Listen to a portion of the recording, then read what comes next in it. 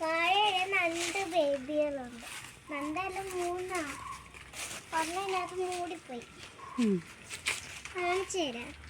അനങ്ങൊക്കെ ചെയ്യും. പക്ഷേ അത് പേടിക്കൊന്നും നോക്കാം. ഇത് എവിടെയാണ്? മൂന്ന് കുഞ്ഞുങ്ങളല്ല, നാലാ.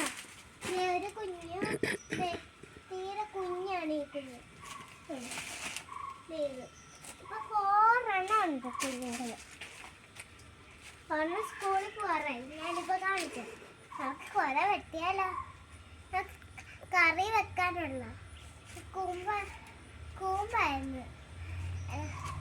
കൊലയല്ലേ?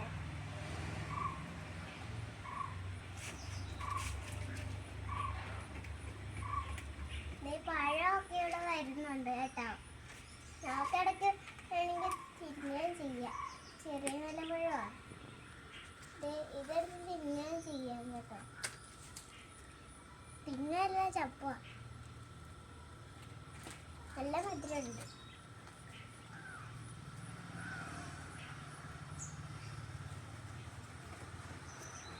എൻ്റെ അമ്മ എൻ്റെ കൈ വീണാണ്.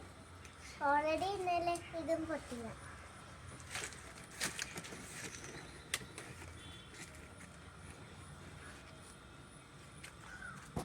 ഹലോ ഗൈസ്, ഞാനാണ് വെട്ടിക്കൊണ്ടിരിക്കുന്നത്.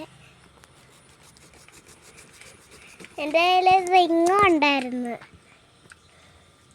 ഹലോ ഗൈസ്, ഇപ്പം റിങ്ങൊക്കെ മാറ്റി വെച്ചു. അല്ലെങ്കിൽ അങ്ങനെ പോയാലും. ഹലോ ഗൈസ്, താഴോട്ട് വെക്കാന്ന് വെച്ചു. എൻ്റെ കയ്യിൽ വെച്ച് എൻ്റെ കൈ വേദനിക്കുകയാണ് ഗൈസ്. അപ്പോൾ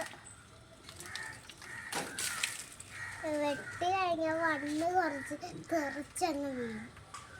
അപ്പോൾ പഴങ്ങളൊക്കെ വളരാണെങ്കിൽ ഞാൻ പറയാം കേട്ടോ. അപ്പോൾ ഞങ്ങളിതെടുത്ത് തിന്നൊക്കെ ചെയ്യും.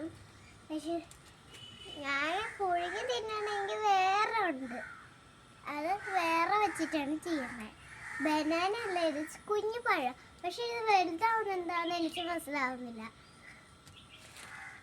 ആ വലിയ പഴമാണോ ചെറിയ പഴമാണോ എന്ന് എനിക്കറിഞ്ഞൂടാ. പക്ഷെ എനിക്കൊരു ഐഡിയ ഇപ്പൊ കിട്ടി. വണ്ണം വരുമ്പോ ഇതാവത്തില്ല. അതെ, സൗണ്ട്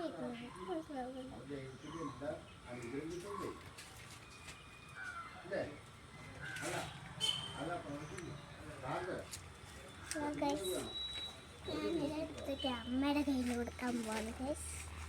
ടാറ്റാ. ഇനി ഒറ്റ കാര്യം കൂടെ ഉണ്ട്.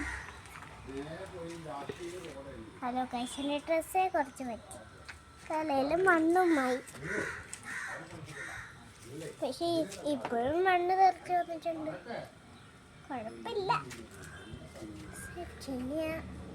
അവിടെ ഇരിക്കട്ടെ. അവിടെ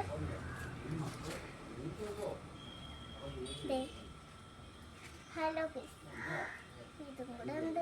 നോക്ക്, നാളെ എങ്ങനെ കൊണ്ടുപോകണമെങ്കിൽ വേണമെങ്കിൽ തിന്നാം. ഓക്കെ. ഹലോ ഗൈസ്, പിന്നെ ഒരു കാര്യം കൂടെ ഉണ്ട്. വാ, ഇങ്ങനെ വേഗം കഴിയുമ്പോൾ ആക്കി സിമെൻറ്റ് വെച്ച് വെച്ചിട്ടുണ്ട്. ഞങ്ങളെ മതിൽ മുന്നേ വെട്ടിക്കളഞ്ഞായിരുന്നു. ഇവിടെയൊക്കെ മതം നല്ലപോലെ ഉണ്ടാ. ആ സൈഡിൽ മാത്രം പിന്നായിരുന്നു. അപ്പോൾ ഇവിടെയൊക്കെ കുറച്ച് ഫ്ലാറ്റൊക്കെ ഇട്ടിട്ടുണ്ട്. ഇത് ഉണങ്ങിയത്